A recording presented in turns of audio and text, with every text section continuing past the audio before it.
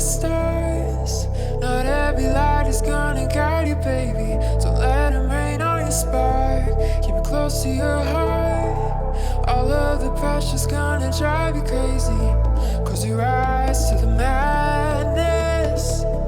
In the morning, it's all gonna vanish. Don't be afraid of the dark. Be careful with stars. Not every light is gonna guide you.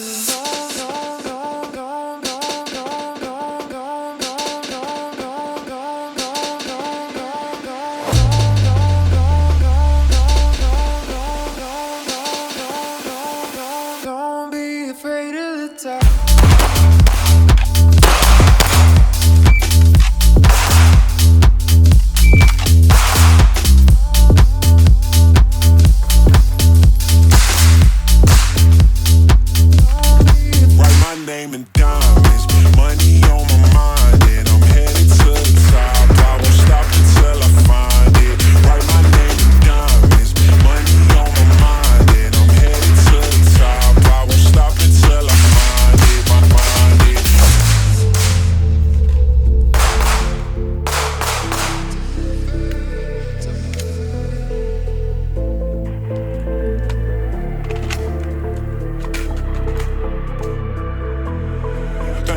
And I'm grinding, money on my mind, and bank rolls and I'm grinding, money on my mind. So guys, often something that I figured I could work into this video while reviewing this belt is it harder to shoot in full kit? And the short answer is yes. It's more stuff that's on your body, you weigh more, it's a little bit more tiring, but can we measure that? What's that look like? So what I'm gonna do is I'm gonna run this drill 3 times, and I'm gonna do it kind of slick like I am now, obviously running the same holster, not in my USPSA setup, but I'm not wearing gloves, I don't have a plate carry, don't have a helmet on, and I'm gonna basically just run 2 to this and transition to steel. I'll tell you the time, and then we'll kind of look at it. I'll put my kit on, and we'll do the exact same thing. All right, not too bad. 173, 173. Yeah, still missing the retention a little bit on this, but 179.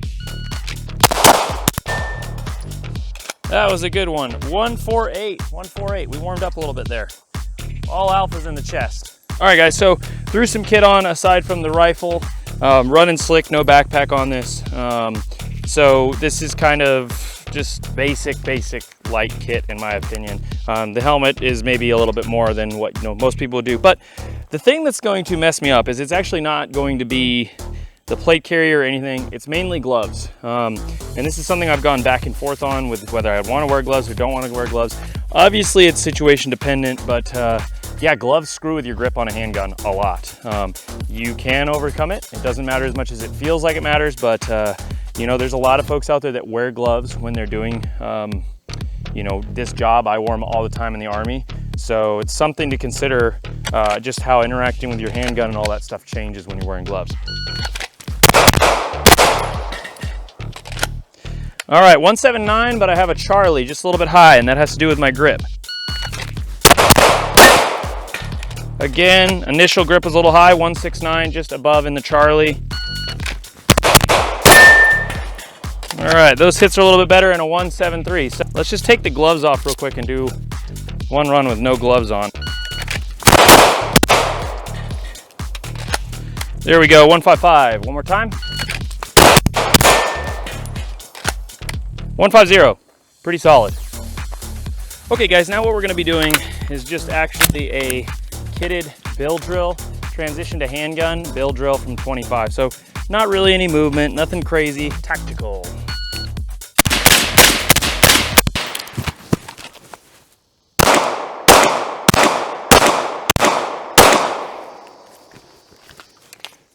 There's gonna be a few flyers in there, not horrible, but there is going to be a few for sure.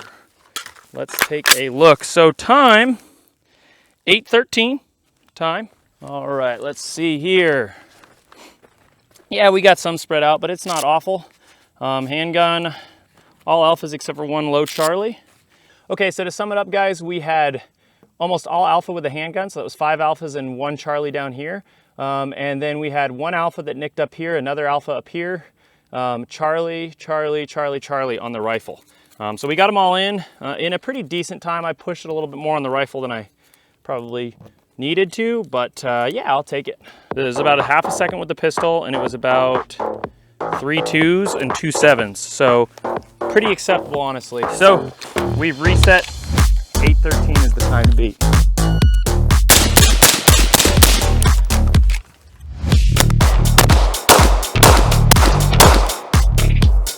I think that was 6.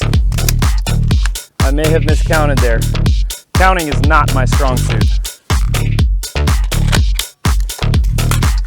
Let us go take a look. Let's take a walk. Yeah, much better. Hopefully I counted right with the pistol. Like I said, I am not good at counting. The first one that's high left there was me coming onto the target I presented. So 1 shot, then a 2.7, a 2.6, a 2.5, a 2.6, a 2.9. Transition took me 2.17, 5.8, 5.1, 5.4, 4.8, 4.9, and complete.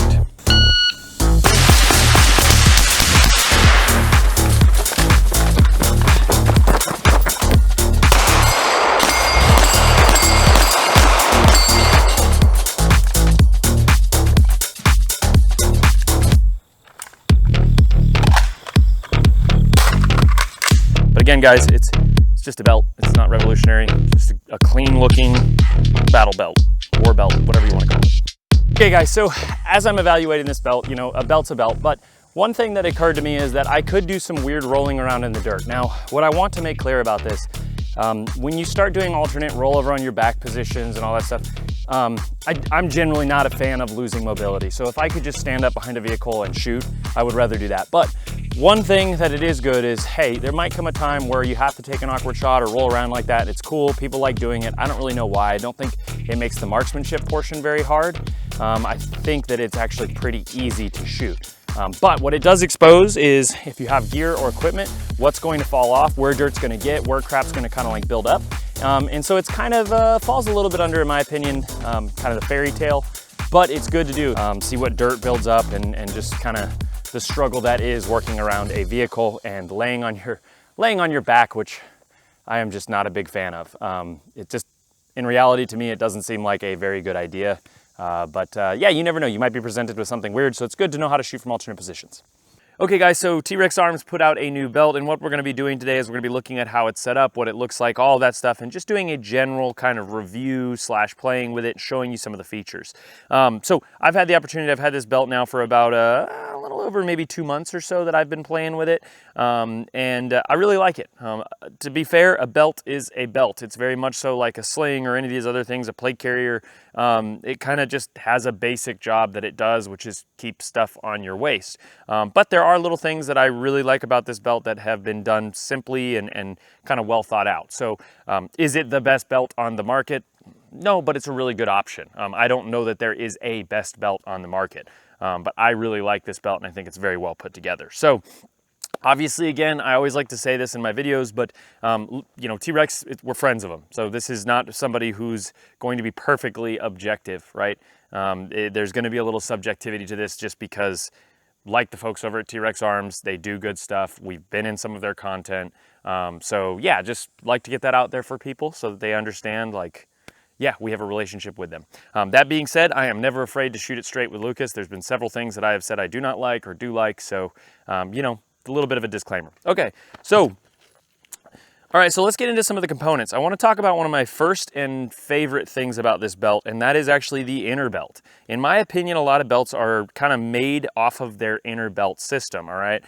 For a while now, we've been using these type of Velcro or hook and loop inner belts that secure the outer belt for us. I think this became kind of popular when people could leave this on their, like, you know, deployment. They could leave this inner belt on if they needed it to. It could carry a pistol or whatever, but then they could kind of just strap their outer belt on and it would get really, really secure. So just a different method. It's been around for a while in competition, but it made its way into the battle belt realm.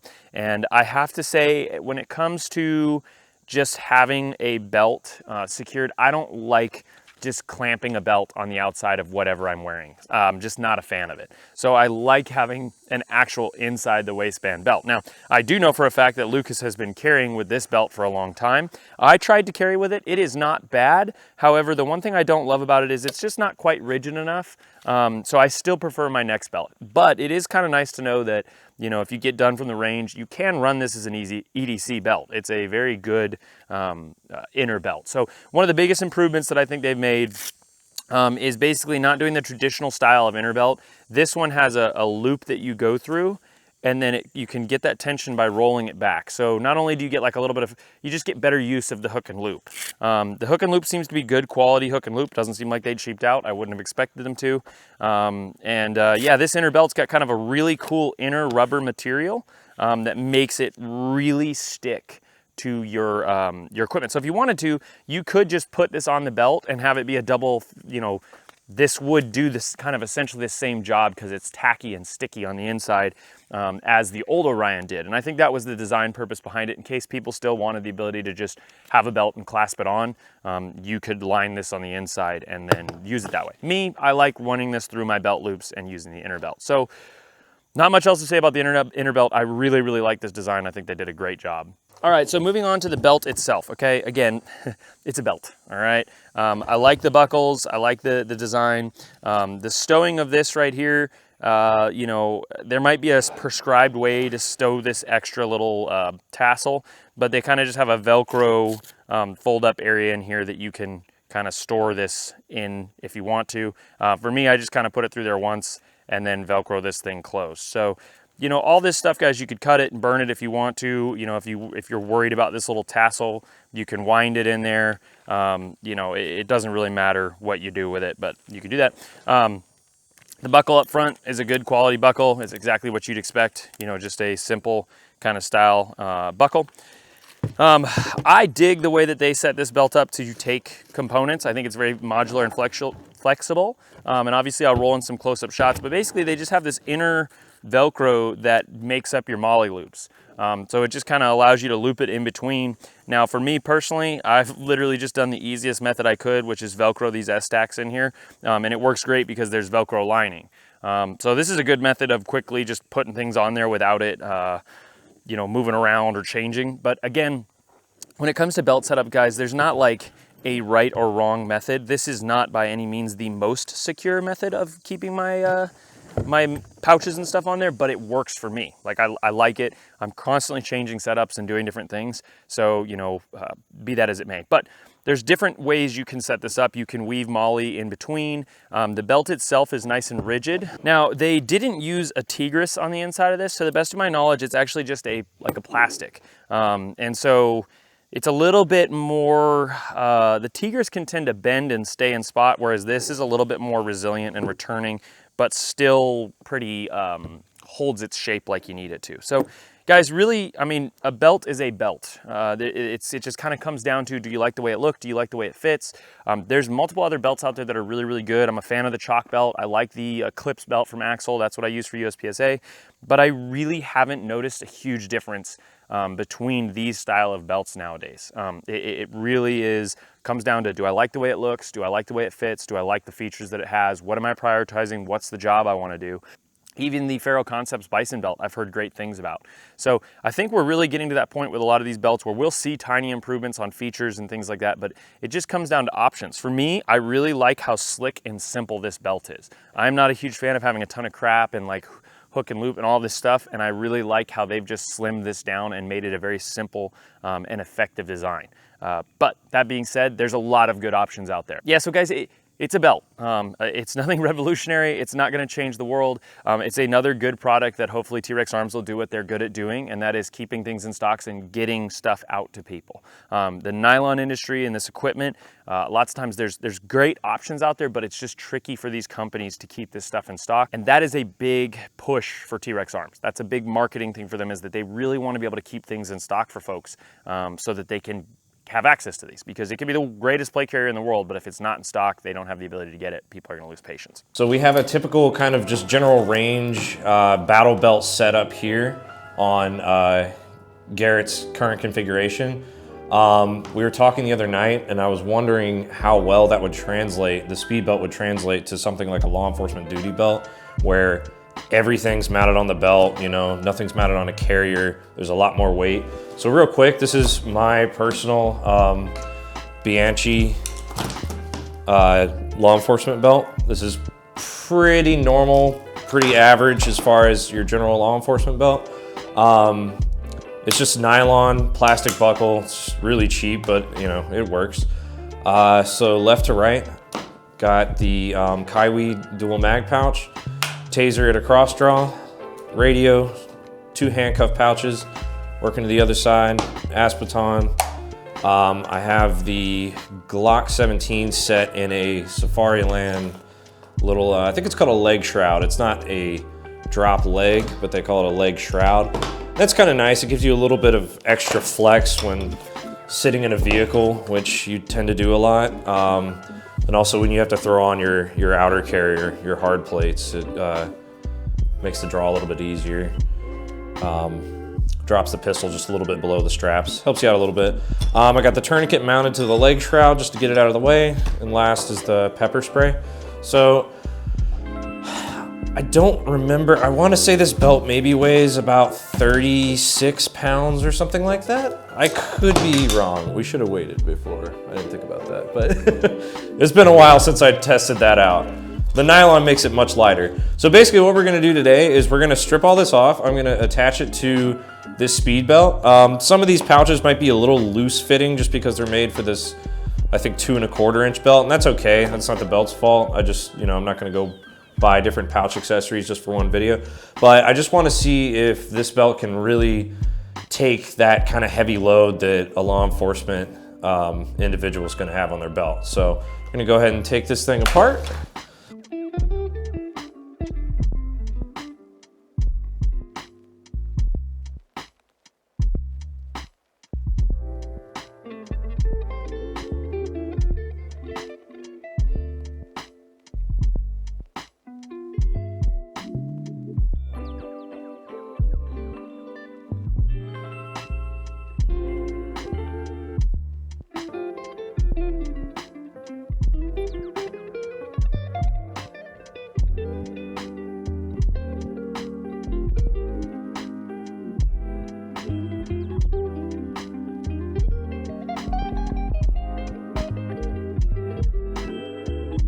All right, so we got all the gear switched over to the speed belt.